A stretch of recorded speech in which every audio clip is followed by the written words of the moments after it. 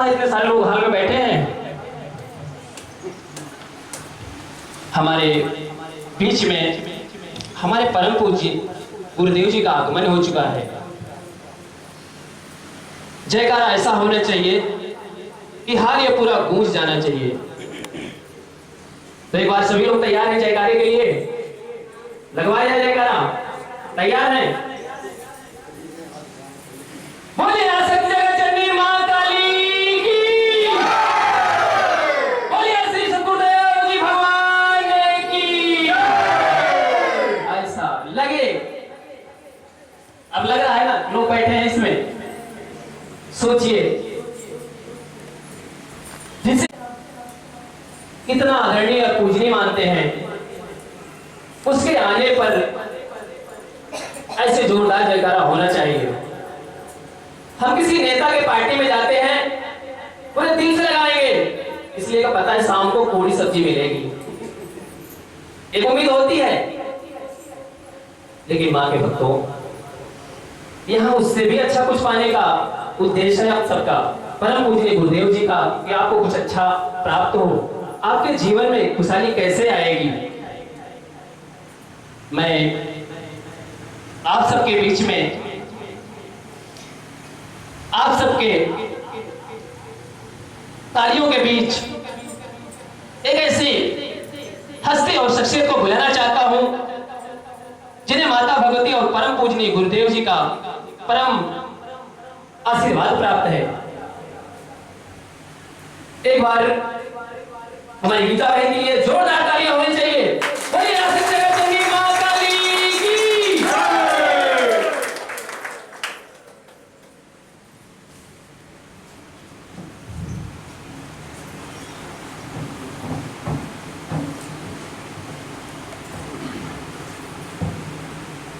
बोलिए सद्गुरुदेव भगवान की जय, माता भगवती मां काली की जय, बोलिए साची दरबार की जय। इस साधना हाल के मंच पर विराजमान सद्गुरु भगवान के श्री चरणों में सूक्ष्म रूप में विराजमान माता भगवती मां काली के श्री चरणों में कोटि कोटि नमन करती हूँ, वंदन करती हूँ, प्रणाम करती हूँ।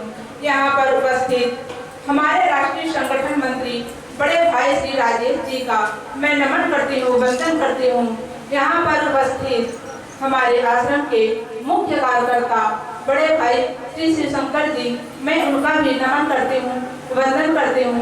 यहाँ पर उपस्थित हमारे ब्लॉक अध्यक्ष श्री रमेश निगम जी, मैं उनका भी नमन करती हूँ, वंदन करती हूँ। यहाँ पर उपस्थित पिपरिया से विजय नामदेव जी ब्लॉक अध्यक्ष, मैं उनका भी नमन करती हूँ, वंदन करती हूँ।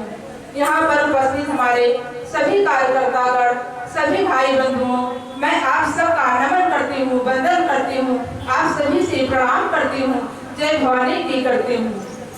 मेरे भाई बहन, जैसा कि हम सबको जानकारी है कि लॉकडाउन के कारण, कोरोना जैसे महामारी के कारण आज कई माह से कार्यक्रम को स्थगित कर दिया गया था, लेकिन इस 13 तारीख से पुनः कार्यक्रम की शुरुआत की जा रही है। मैं आप सभी से अनुरोध करती हूँ कि आप सब प्रशासन के नियमों का पालन करते हुए सोशल डिस्टेंसिंग बनाकर ही रखेंगे। मेरे भाई बहन, आइए आज हम सब इस विषय पर चर्चा करें, जीवन में अध्यात्म का महत्व। मानव के जीवन में अध्यात्म का महत्व क्या है? आज आध्यात्मिक कमी होने के कारण यह समाज, यह देश पतन की ओर बढ़ता चला जा रहा है। हर मनुष्य बाहरी कड़ियों में, बाहरी संसारिक जीवन में भटकता रहता है। वह सारा जीवन बाहर ही व्यतीत कर देता है। अध्यात्म से वंचित होने के कारण आज इस समाज में नाना प्रकार की कुरीतियां बढ़ती चली जा रही हैं। मेरे भाई बहन, अध्यात्म का अर्थ है स्वयं को जान लेना, स्वयं को पहचान लेना, अपने आत्मा का अध्ययन करना। यह जीव आत्मा ही अध्यात्म कहलाता है। और अध्यात्म का मार्ग हमें सत्संग में जाने से, सत्संग का श्रवण करने से, संतों के सानिध्य में रहने से ही प्राप्त हो सकता है। मेरे भाई बहन, हम सब विगत कई वर्षों से परम संत, परम ऋषि के सानिध्य में हैं, सत्संग का श्रवण कर रहे हैं, सत्संग रूपी गंगा में स्नान कर रहे हैं। जिस तरह गंगा नदी में स्नान करने से यह शरीर पवित्र हो जाता है, पावन हो जाता है, ठीक उसी तरह से सत्संग रूपी गंगा में स्नान करने से मन वचन कर्म पवित्र हो जाता है, पावन हो जाता है। लेकिन हम सब जरा विचार करें, सत्संग में आने से क्या हमारे जीवन में परिवर्तन आया? क्या हमारे जीवन में बदलाव आया? क्या हमने अपने कुविचारों का त्याग किया? क्या हमने अपने क्रोध अहंकार का त्याग किया? क्या हमने एक दूसरे के प्रति ईर्ष्या द्वेष का त्याग किया? हमें इस पर आकलन करने की परम आवश्यकता है। मेरे भाई बहन, सत्संग का अर्थ है अपने जीवन में परिवर्तन लाना, अपने जीवन में बदलाव लाना। यदि हमारे जीवन में परिवर्तन आ रहा है, बदलाव आ रहा है, तो निश्चित तौर से हम सब सत्संग का श्रवण कर रहे हैं। यदि बदलाव नहीं आ रहा है, परिवर्तन नहीं आ रहा है, तो सत्संग का कोई अर्थ नहीं होता।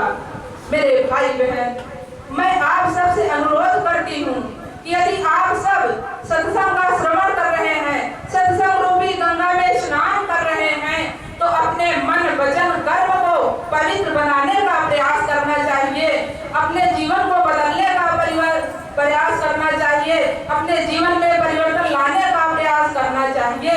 तो आज हम जिस सुख शांति की तलाश में दर दर भटक रहे हैं, तो वह सुख शांति हमें हमारे अंदर ही प्राप्त हो सकती है और यह हमारा जीवन बड़े ही आनंद पूर्वक से व्यतीत हो सकता है। अब मैं इसी के साथ अपने शब्दों को विराम देते हुए प्रणाम करती हूँ और आप सभी भाई बहनों से जय भवानी की। बोलिए शक्ति जगत जननी माँ काली की, बोलिए सद्गुरुदेव भगवान की, बोलिए साचे दरबार की।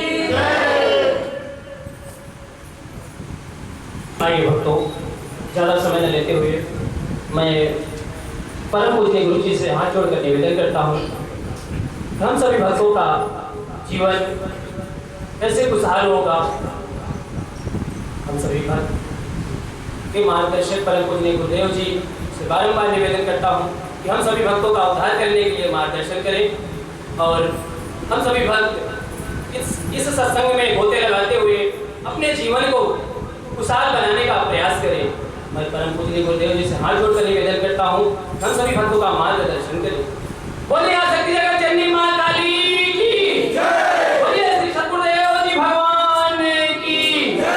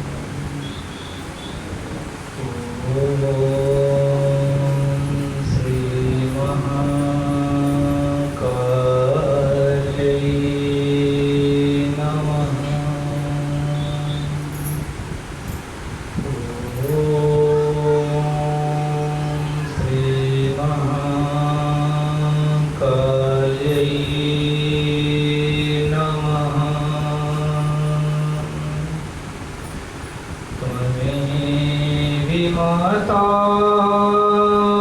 से पिता त्वमेव, त्वमेव बन्धुश्च सखा त्वमेव, त्वमेव विद्या द्रविणं त्वमेव, त्वमेव सर्वं मम देव देव।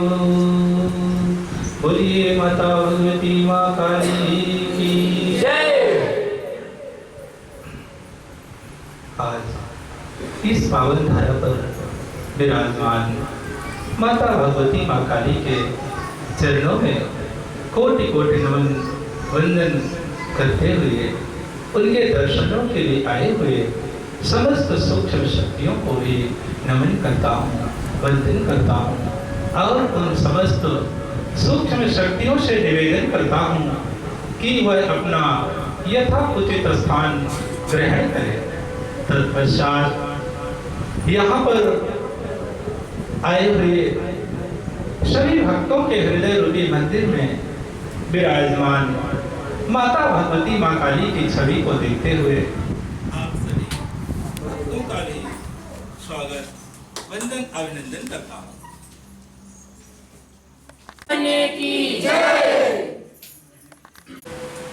मेरे प्यारे धर्म प्रेमी भाई बहनों, आज हम सभी जिस शरीर को लेकर के संसार का सफर कर रहे हैं, संसारिक जीवन जी रहे हैं, वह शरीर अत्यंत दुर्लभ है, बड़ा अनमोल कहा गया है। यह मानव का जीवन, यह जीवन करोड़ों अरबों रुपए देने के बाद भी पुनः प्राप्त नहीं किया जा सकता। इतना दुर्लभ है यह मनुष्य का जीवन। इसलिए आज हम एक ऐसे बिंदु पर चर्चा करना चाहेंगे, एक ऐसे विषय पर चर्चा करना चाहेंगे जिससे यह मानव जीवन सफल और सार्थक हो सकता है। वह विषय है छोड़े दुनिया की बला, छोड़े दुनिया की बला, आओ सीखें जीवन जीने की कला, जिससे देश और समाज का हो सके भला। आज हम सभी इसी बिंदु पर चर्चा करेंगे। जैसा कि हम सभी जानते हैं कि यह मानव जीवन अत्यंत दुर्लभ है, बड़ा अनमोल है। ऐसा जीवन हम सबको बार बार नहीं मिलता। इसलिए कबीर दास जी ने भी समाज को जगाने के लिए, समाज को बताने के लिए अपने दोहे के माध्यम से कह दिया कि दुर्लभ मनुष्य जन्म है, मिलहि न बारंबार, ज्यों तरवर से पत्ता धरे, बहुरी न लागे डार। जिस तरह से किसी वृक्ष से पत्ता झड़ जाता है, गिर जाता है, तो वह बिखर जाता है, पुनः वापस उसी डाल में नहीं लगता। ठीक उसी तरह से यह मानव जीवन है, यह हम सबको बार बार नहीं मिलता, क्योंकि वेदों का मत है, महापुरुषों का कथन है कि 84 लाख योनियों को भोगने के बाद ही यह मनुष्य का जीवन मिलता है, मानव का शरीर मिलता है। इसलिए हमें इस जीवन का सदुपयोग करना चाहिए। जीवन जीने की कला को सीखना परम आवश्यक है। वैसे तो इस धरती पर सभी जीवन व्यतीत कर लेते हैं, सभी जीवन जीते हैं। पशु पक्षी, जीव जंतु, कीड़े मकोड़े सभी अपना जीवन व्यतीत कर लेते हैं, परंतु मानव जीवन क्या है, हमें इस जीवन को किस तरह से जीना चाहिए, यह सीखना परम आवश्यक है। क्योंकि इस संसार में जो भी व्यक्ति जीवन जीने की कला को सीख लेता है, उसी का जीवन सफल और सार्थक हो जाता है। और जो व्यक्ति इस संसार में जीने की कला को नहीं सीख पाता, उसी का जीवन दुखों से भर जाता है, संकटों से घिर जाता है। फिर वह सुख की कामना करते हुए सुख पाने के लिए नाना प्रकार के उपाय करता है, कहीं राशियों की गणना करता है, तो कहीं ग्रहों को व्यवस्थित करने के लिए पूजन करता है। मेरे भाई बहन, इन राशियों की गणना से, ग्रहों को पूजने से शायद जीवन में सुख संभव नहीं हो सकता। जब तक व्यक्ति इस संसार में जीवन जीने की कला को नहीं सीख पाता, इसलिए हमें जीवन जीना सीखने की परम आवश्यकता है। अपने अंदर भरे हुए कुविचारों को बाहर का रास्ता दिखाना ही पड़ेगा, तभी हमारा जीवन सफल और सार्थक हो सकता है। जिस तरह से श्री राम ने जीवन जीने की कला को सीख करके अपने अंदर भरे हुए कुविचारों को बाहर निकाल देते हैं, जिसके कारण वह श्री राम से भगवान राम बन जाते हैं, यह तो जीवन जीने की कला से ही संभव हो सकता है। बड़ी मजे की बात है कि राशियों की गणना से शायद इस जीवन को सुखी बनाना असंभव हो सकता है। आप लोग स्वतः विचार करें कि राम और रावण की राशि दोनों की एक थी। दोनों के नाम का पहला अक्षर रा से शुरू होता है। रा से राम और रा से ही रावण। दोनों की राशियां एक थी, फिर भी दोनों की राशियां एक होते हुए भी एक को पूरे विश्व में पूजा गया और दूसरे को प्रतिवर्ष पूरे देश में दफन किया जाता है, जलाया जाता है। ठीक उसी तरह से विचार करने की योग्य बातें हैं। कृष्ण और कंस की भी राशि दोनों की एक थी, लेकिन एक को भगवान का दर्जा दिया गया और दूसरे को आज भी कंस मामा कह के लोग ताना मारते हैं। उसी तरह से गांधी और गोडसे की भी राशि एक थी, लेकिन एक को जेल भेजा गया तो दूसरे को राष्ट्रपिता का दर्जा दिया गया। मेरे भाई बहन, राशियों की गणना से कुछ नहीं हो सकता। अगर इस धरती पर कोई व्यक्ति महान होता है तो वह जीवन जीने की शैली से, जीवन जीने की तरीके से ही इस धरती पर कोई व्यक्ति महान होता है। बोलिए श्री सद्गुरुदेव जी भगवान की, बोलिए आसक्ति जगत जननी मां काली की।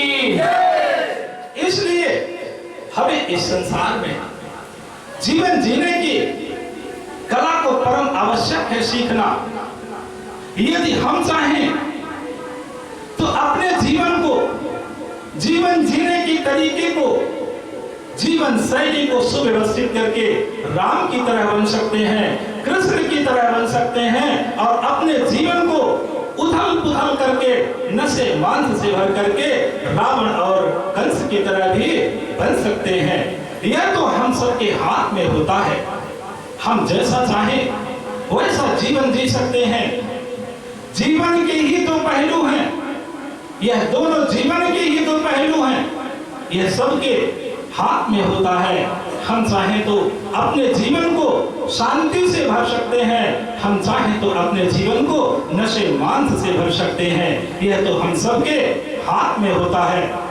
इसी कड़ी को आगे बढ़ाते हुए मैं एक कहानी के माध्यम से इस समाज को बताना चाहूंगा कि मनुष्य का जीवन किस तरह से उसके हाथ में होता है और किस तरह से वह अपने जीवन को सुखी बना सकता है। क्योंकि आज राजेश के द्वारा यही कहा गया कि मनुष्य अपने जीवन को सुखी कैसे बना सकता है। आज सुखी जीवन को जीने के लिए इस कहानी का सहारा लेते हैं। एक राजा थे, उस राजा के 3 पुत्र थे।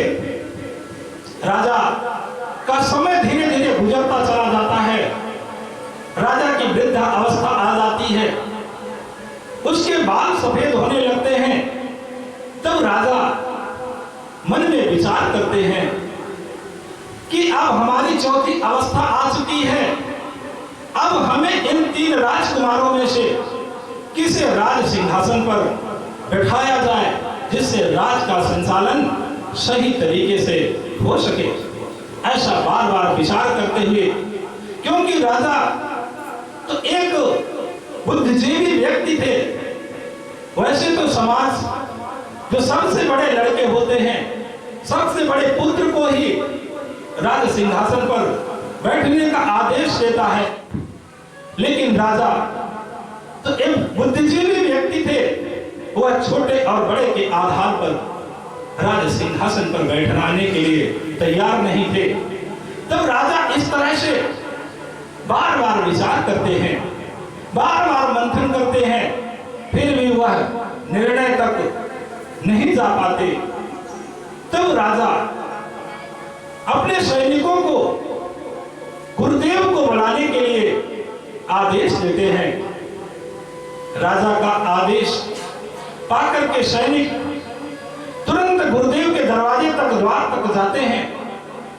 गुरुदेव को प्रणाम करते हुए निवेदन करते हैं कि गुरुदेव, कल सुबह राज दरबार में आपका आगमन हो, ऐसा हमारे राजा का आदेश है, निवेदन है। इस तरह से निवेदन करने के बाद मंत्रीगण वापस आ जाते हैं। रात गुजरती है, पुनः दरबार लगाया जाता है।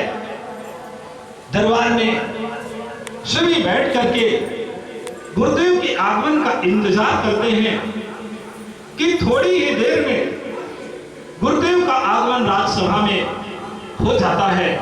सभी खड़े होकर के गुरुदेव का स्वागत करते हैं, वंदन करते हैं और उन्हें उच्च आसन पर विराजमान किया जाता है, बिठाया जाता है। इसके बाद गुरुदेव राजा से कहते हैं कि हे राजन, हमें किस कार्य है आपने इस सभा में आमंत्रण किया है, आमंत्रित किया है।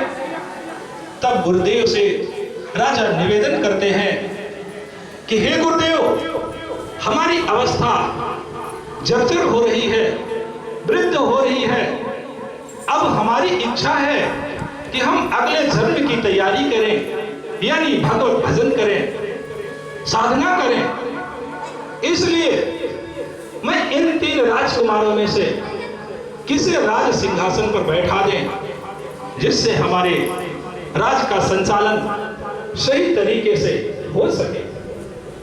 राजा की बातों को सुनकर के गुरुदेव कहते हैं कि हे राजन, यह प्रश्न तो अति कठिन है, परंतु इसका उत्तर देना अति सरल है। तीनों राजकुमारों को दरबार में बुलाया जाए। गुरुदेव का आदेश सुनते ही मंत्रीगण, सैनिक जाकर तीनों राजकुमारों को राजसभा में, राज दरबार में बुला लाते हैं।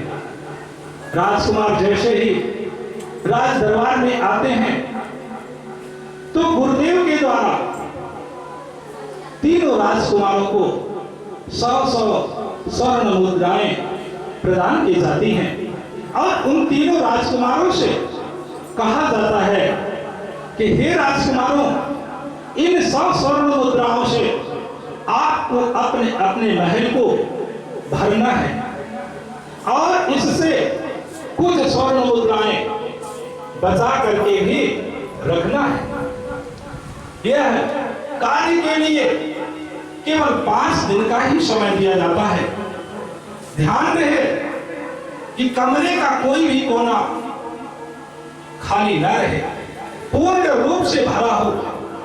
ऐसा कह करके तीनों राजकुमारों को राज दरबार से विदा किया जाता है। सभी अपने अपने विश्राम के लिए चले जाते हैं। अब इधर तीनों राजकुमार अपने अपने रूम में बैठकर, अपने अपने कमरे में बैठ करके, अपने महल में बैठ करके रात्रि भर विचार करते हैं कि गुरुदेव का कथन है कि अपने महल को पूरी तरीके से भरना है, कहीं भी खाली ना रहे। उससे भी 100 मुद्राओं में से कुछ मुद्राएं बचा करके रखना है। ऐसा बार बार विचार करते हैं। रात्रि गुजरती है, सुबह होती है। अब राजकुमारों ने अपना अपना कार्य करना प्रारंभ कर देते हैं। समय व्यतीत होता चला जाता है। जब 5वां दिन आता है तब गुरुदेव राजा के साथ, सैनिकों के साथ राजकुमार के महलों की ओर अपना कदम बढ़ाते हैं। मेरे भाई बहन, जैसे ही गुरुदेव के कदम बड़े वाले राजकुमार के महल की ओर बढ़ते हैं, वैसे ही दुर्गंध आना प्रारंभ हो जाती है। जितने ही करीब गुरुदेव राजा सैनिक जाते हैं, उतनी ही दुर्गंध बढ़ती चली जाती है। अंततः गुरुदेव का कदम बड़े राजकुमार के महल में पड़ता है तो देखते हैं कि चारों तरफ मांस से, मदिरा से पूरा महल भरा हुआ है, जिसे देखकर गुरुदेव राजकुमार की पीठ को थपथपाते हैं और कहते हैं कि वाह बेटा वाह, आपने तो पूरे महल को भर रखा है। इतना कहते ही तुरंत कमरे से बाहर निकलते हैं, महल से बाहर निकल जाते हैं, क्योंकि दुर्गंध इतनी प्रबल थी कि वहां सांस लेना भी मुश्किल पड़ रहा था, प्राणों पर भी संकट छा रहा था। इसलिए गुरुदेव तुरंत बाहर निकल जाते हैं। बाहर निकलते फिर दूसरे राजकुमार के महल की ओर अपना कदम बढ़ाते हैं।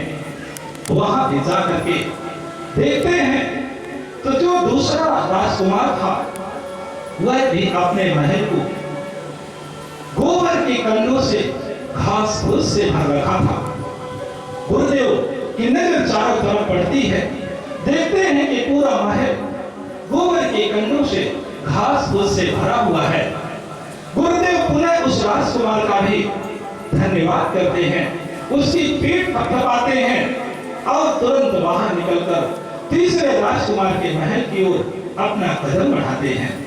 जैसे ही गुरुदेव सैनिकों के साथ तीसरे राजमहल की ओर कदम बढ़ाते हैं तो ये दो राजकुमार गुरुदेव का तुरंत पांव पकड़ लेते हैं, पैर पकड़ लेते हैं और कहते हैं कि गुरुदेव वहां कहां जा रहे हैं? अरे उसने तो अपने महल को पूरी तरह से खाली ही रखा है, सिर्फ हम दोनों ने ही अपने अपने महल को भर रखा था, वहां जाने की आवश्यकता नहीं है।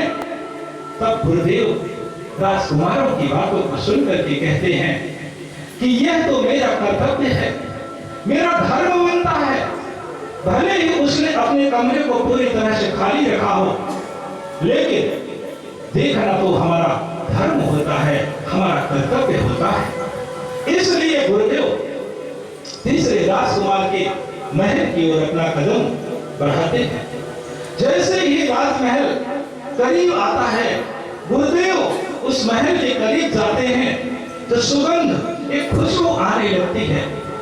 जैसे ही गुरुदेव के कदम जितने करीब बढ़ते जाते हैं, उतनी ही खुशबू, सुगंध बढ़ती चली जाती है।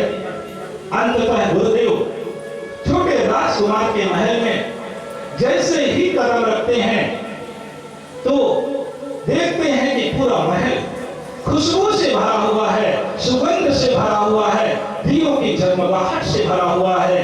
हर महल के खंभे पर फूलों के गुलदस्ते लगे हुए हैं और राजकुमार आंगन में बैठ करके बांसुरी की नाद करते हुए गुरुदेव के आगमन का इंतजार करते हैं। श्री सद्गुरुदेव जी भगवान की, मां काली की। जैसे ही राजकुमार की नजर गुरुदेव पर पड़ती है तो राजकुमार दौड़ करके आते हैं, गुरुदेव का चरण वंदन करते हैं, नमन करते हैं, प्रणाम करते हैं और उन्हें सिंहासन पर बैठने के लिए निवेदन करते हैं, जिसे देख करके गुरुदेव अति प्रसन्न हो जाते हैं और उस राजकुमार की पीठ को थपथपाते हुए कहते हैं कि धन्य है, अरे आप तो पूरे महल को खुशबू से भर दिया है, सुगंध से भर दिया है, दियों की जगमगाहट से भर दिया है। जहाँ का वातावरण सुगंधित होता है, वातावरण व्यवस्थित होता है, खुशबूदार होता है, वही तो देवताओं का वास होता है, वही तो लक्ष्मी का निवास होता है। अरे ही राजकुमार राज सिंहासन पर बैठने की योग्य है। इसके बैठते ही सारी प्रजा प्रसन्न हो जाएगी, आपके राज्य का वातावरण सुगंधित हो जाएगा, व्यवस्थित हो जाएगा। इस तरह से मेरे भाई बहन, हम चाहें अपने जीवन को शांति से भर सकते हैं, उमंग से भर सकते हैं, तेज से भर सकते हैं, ओज से भर सकते हैं। और हम चाहें तो इसी जीवन को किससे भर सकते हैं? गुटखा से भर सकते हैं, तंबाकू से भर सकते हैं, बीड़ी सिगरेट से भर सकते हैं, शराब से भर सकते हैं, मांस से भर सकते हैं। यह तो हम सभी अपने अपने जीवन के लिए स्वतंत्र हैं। अरे हमारा जैसा छोटा तालियां कोई ऐसा देवी मां काली की हमारा जैसा कर्म रहता है उसके आधार पर हमें फलों को भोगना ही पड़ता है। यदि हम अच्छे कर्म करेंगे तो निश्चित तौर से हम राम की तरह बन सकते हैं, गौतम बुद्ध, महावीर, विवेकानंद की तरह बन सकते हैं। और यदि हम चाहें तो रावण और कंस की तरह अत्याचारी भी बन सकते हैं। यह तो हम सभी के हाथ में होता है। कर्म के आधार पर इस सृष्टि की रचना ही की गई है। हमारा जैसा कर्म रहता है उसके आधार पर हमें फलों को भोगना ही पड़ता है। यदि हमारे कर्म अच्छे हैं तो हमें अच्छा परिणाम मिलता है, और यदि हमारे कर्म खराब हैं तो हमें दुखों का सामना करना पड़ता है। और जब हम दुखी हो जाते हैं अपने कर्मों के द्वारा, जब मनुष्य दुखी होता है तब वह भगवान को कोसता है कि भगवान ने तो हमारे जीवन में दुख ही दुख लिखे हैं, हमारा भाग्य खराब है। मेरे भाई बहन, भगवान जो सबके साथ न्याय करता है वह कभी मनुष्य के साथ अन्याय नहीं कर सकता। वह तो सभी को समान रूप से देखता है, किसी को छोटा और बड़ा नहीं देखता। इसलिए भगवान किसी का भाग्य नहीं लिखते, वह तो हर व्यक्ति को, हर मनुष्य को कर्म रूपी कलम पकड़ा देते हैं, कर्म रूपी कलम थमा देते हैं और कहते हैं कि हे मानव, तू अपने भाग्य का निर्माण अपने कर्मों के द्वारा स्वयं कर लेना। जैसा तेरा भाग्य है उसी के आधार पर मां काली की, श्री सद्गुरुदेव जी भगवान की, उसी के आधार पर तो आपको परिणाम भोगना ही पड़ेगा, फलों को भोगना ही पड़ेगा। कोई कर्मों के द्वारा अपने भाग्य को ऊपर तक ले जाता है और कोई व्यक्ति अपने भाग्य को अपने कर्मों के द्वारा नीचे तक ले जाता है। यही गोस्वामी तुलसीदास जी ने भी रामचरितमानस में लिख दिया। उन्होंने लिख दिया कि कर्म प्रधान विश्व करि राखा, जो जस करहि तसे फल चाखा। जो व्यक्ति जैसा कर्म करता है उसके आधार पर उसे फल को भोगना ही पड़ता है। वैसे तो कर्म को भी समझना परम आवश्यक है। किसी भी कार्य को करना कर्म कहलाता है। लोग कहते हैं कि हम तो बस कर्म करते हैं, कर्म ही पूजा है। परंतु इस बात पर आज गहराई से विचार करने की आवश्यकता है कि क्या कर्म करने से, केवल कर्म करने से ही क्या व्यक्ति का जीवन सफल हो सकता है? नहीं, केवल कर्म करने से व्यक्ति का जीवन सफल नहीं हो सकता, क्योंकि कर्म भी दो प्रकार का होता है। एक सत्कर्म होता है और दूसरा दुष्कर्म होता है। एक अच्छा कर्म होता है और एक बुरा कर्म होता है। इसलिए केवल कर्म करने से मनुष्य का जीवन कभी सफल नहीं हो सकता। हमें अच्छे और बुरे कर्मों को पहचान करके ही कर्म करना होगा, तभी हमारा जीवन सफल और सार्थक हो सकता है। तो अच्छा कर्म और बुरा कर्म मनुष्य कैसे पहचाने, किस तरह से उसे कर्मों का ज्ञान हो जाए कि वह अच्छा कर्म कर रहा है कि बुरा कर्म कर रहा है। तो इसके लिए महापुरुषों ने कहा है कि मनुष्य अच्छे और बुरे कर्मों का पहचान तो सत्संग में जाने से, सत्संग सुनने से ही उसे अच्छे और बुरे का ज्ञान हो सकता है। जब हमें अच्छा और बुरे कर्मों की पहचान हो जाएगी और हम सत्कर्म करना शुरू कर देंगे, दुष्कर्म को त्याग देंगे, तो निश्चित तौर से हमारा जीवन सफल और सार्थक हो जाएगा।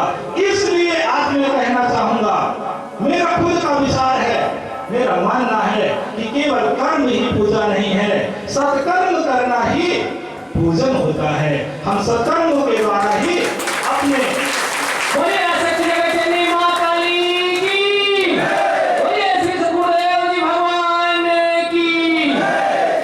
हम अपने सत्कर्मों के द्वारा ही अपने जीवन को सफल और सार्थक बना सकते हैं। कर्मों के द्वारा ही, सत्कर्मों के द्वारा ही, अच्छे कर्मों के द्वारा ही हम इस संसार सागर से पार हो सकते हैं, जन्म और मृत्यु के बंधनों से मुक्ति प्राप्त कर सकते हैं। मेरे भाई बहन, यह मनुष्य का जीवन बड़ा दुर्लभ है, हम सबको बार बार नहीं मिलता।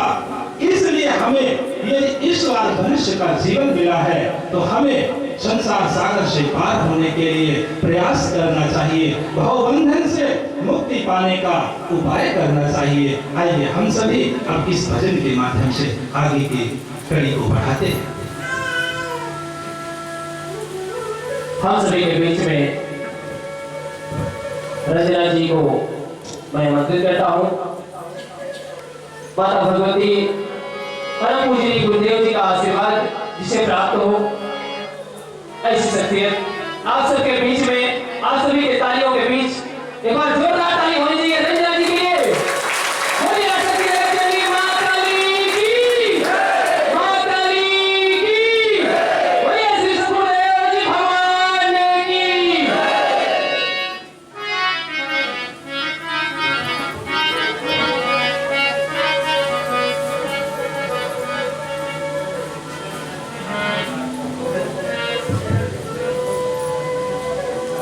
बोलिए आसक्ति जगत जननी मां काली की, श्री सद्गुरुदेव जी भगवान की। आया है सो जाएगा राजा रंग फकीर, कोई सिंहासन चढ़ चला, कोई बांध गया जंजीर। मेरे प्यारे भाई बहनों, इस संसार में जो भी आता है उसे इस संसार को छोड़ करके एक ना एक दिन जाना ही पड़ता है। इसीलिए मैं कहना चाहूंगी कि समय रहते ही अब समझ जाइए और इस जीवन से मुक्ति पाने के लिए कोई न कोई उपाय अवश्य कर लीजिए। इसलिए रोज थोड़ा थोड़ा माई का भजन अवश्य करें। आइए भजन के माध्यम से सीखते हैं। मुक्ति का कोई तो जतन करे, मुक्ति का कोई तो जतन करे, रोज थोड़ा थोड़ा माई का भजन करे, रोज थोड़ा थोड़ा माई का भजन करे। मुक्ति का कोई तो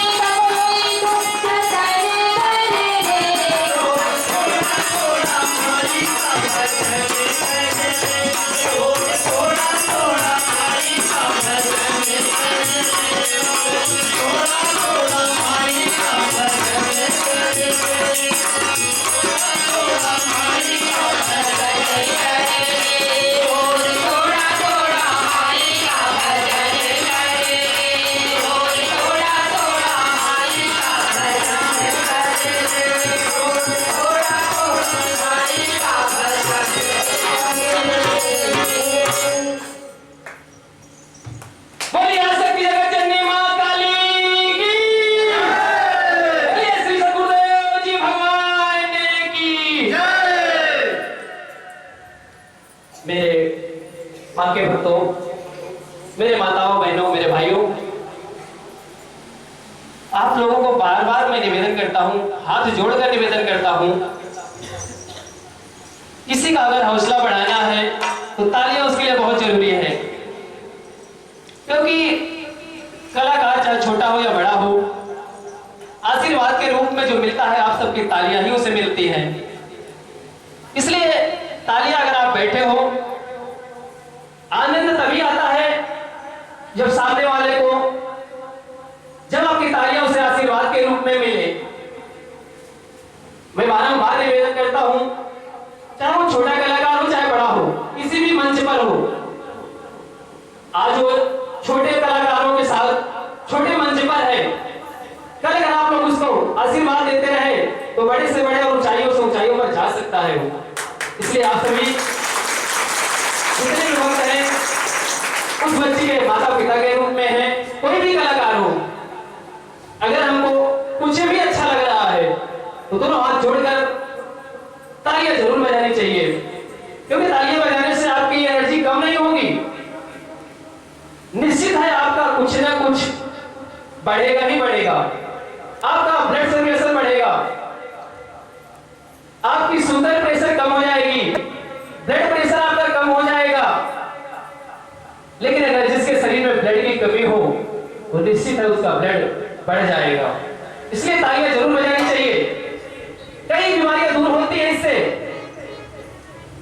ये मेरा कथन नहीं है, परम पूजनीय गुरुदेव जी का कथन है कि तालियां बजाने से बहुत सारी बीमारियां दूर होती है, इसलिए तालियां बजवाई जाती है।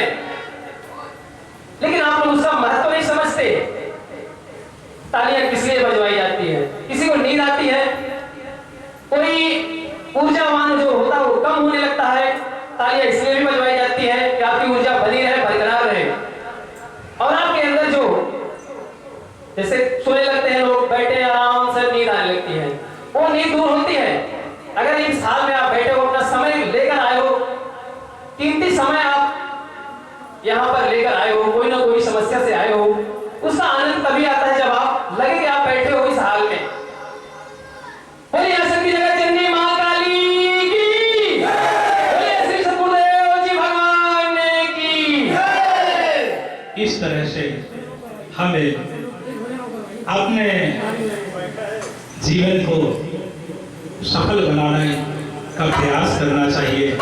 सुबह शाम का समय निकाल करके उस परमात्मा का, उस परम सत्ता का, जो समस्त जीव जंतुओं की जननी है, जिसे ब्रह्मा विष्णु महेश के माँ कह करके पुकारते हैं, उसे सुबह शाम 10 मिनट का टाइम निकाल करके अवश्य पुकारना चाहिए। मेरे भाई बहन, यह जीवन का सफर बड़ा लंबा सफर नहीं होता। यह जीवन तो क्षणभंगुर है। समय आने पर हम सबको अपने अपने स्टेशन पर उतर जाना है। कोई आज जा रहा है तो कोई कल जाएगा। जैसे अभी इस गीत के माध्यम से कहा गया कि इस संसार में जो भी आता है उसे एक न एक दिन अवश्य जाना पड़ता है। फर्क बस इतना होता है कि किसी के लिए विमान आता है, कोई सिंहासन पर बैठ करके जाता है, तो कोई जंजीरों में बांध करके ले जाया जाता है। ज्यादा लंबा सफर नहीं है। महापुरुषों का कथन है कि यह जीवन एक डायरी की तरह होता है। जिस तरह से एक डायरी होती है, उसी तरह से मनुष्य का जीवन होता है, जिसमें 3 पन्ने होते हैं। मानव जीवन में कि जो डायरी है वह केवल 3 पन्ने की डायरी होती है। उसमें भी बड़े मजे की बात है, 3 पन्ने में भी पहला और आखिरी पन्ना भगवान के द्वारा भर करके भेजा जाता है। केवल 20 का ही पन्ना मनुष्य को भरना पड़ता है। वह पहला और आखिरी पन्ना कौन सा है? क्या आप लोगों में से कोई बता सकते हैं कि पहला और आखिरी पन्ना कौन सा है? जिसे स्वतः भगवान के द्वारा भरा जाता है। बिल्कुल बिल्कुल, माइक दीजिए उन्हें, माइक, ये वाला माइक दीजिए उन्हें उठा के, माइक दीजिए। नहीं, खड़े हो, खड़े हो, खड़े हो, खड़े हो। हाँ, आप ही बताएंगे। सबसे पहले तो मैं माँ काली का जयकारा लगाना चाहूंगा। बोलिए जगत जननी माँ काली की जय। बोलिए सदगुरु देव महाराज की जय। गुरु जी ने आदेश किया और उस आदेश को मानते हुए मैं निवेदन करना चाहूंगा। जो भी मेरा उत्तर हो सकता है गलत हो, नहीं, लेकिन जो भी विचार आए हैं मैं उसको बताना चाहूंगा। ये जो 3 पन्नों की डायरी है, वो प्रथम पन्ना जन्म होता है और आखिरी पन्ना मृत्यु। बस क्योंकि हर प्राणी का जन्म निश्चित है और जो जन्म लेगा उसकी मृत्यु निश्चित है। बीच का पन्ना जो खाली है, उस पन्ने को आपको स्वयं रचना है। आप कैसे रचेंगे, संस्कारों से रचेंगे या विकारों से रचेंगे, आपके ऊपर निर्भर करता है। तो मनुष्य को सिर्फ एक ही पन्ना जीवन जीने का मिलता है और उसी पर मनुष्य अच्छे और बुरे कर्मों में लिप्त होकर के और अपना जीवन गंवा देता है। इसलिए हमें सत्संग में आकर के और अपने कुविचारों को त्याग करके और सत्संग में जो भी अपन को ज्ञान, धर्म या समाज के बारे में अच्छी जागृतियां मिलती हैं, उनको ग्रहण करना चाहिए। चलिए,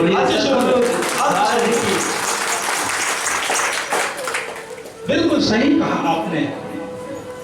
जो मनुष्य का पहला और आखिरी पन्ना होता है वो है जन्म और मृत्यु का होता है, जिसे भगवान स्वयं भर करके भेजते हैं।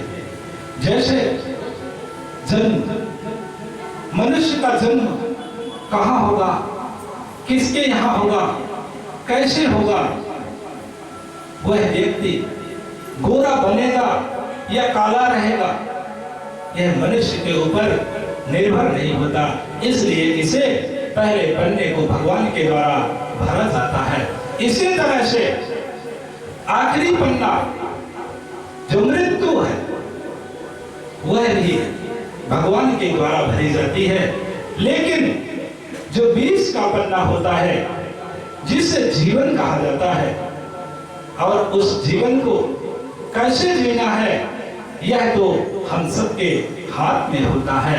हम चाहें तो अपने जीवन को खुशियों से भर सकते हैं, आनंद से भर सकते हैं, शांति से भर सकते हैं, और ना चाहे तो झंझटों से भर सकते हैं, उलझनों से भर सकते हैं। इसीलिए कहा गया है कि सत्कर्म करके हम गौतम बुद्ध, महावीर, विवेकानंद की तरह बन सकते हैं, और ना चाहे तो रावण और कंस की तरह भी हम बन सकते हैं। यह तो हम सबके हाथ में होता है।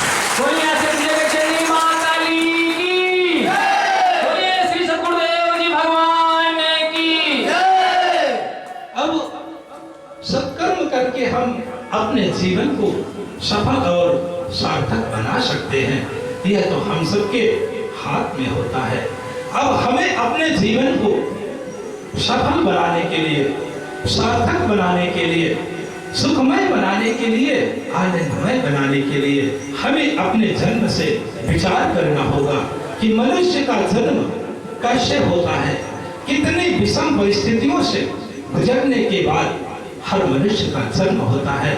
हमें जन्म से लेकर के ही विचार करना होगा कि जब मनुष्य इस संसार में आता है तो क्या लेकर के आता है, उसे चलना कौन सिखाता है, बोलना कौन सिखाता है। जब मनुष्य इन सब बातों को जान लेगा तो निश्चित तौर से हमारे देश का, हमारे समाज का भला हो जाएगा, हमारा जीवन सभी का सुखी हो जाएगा।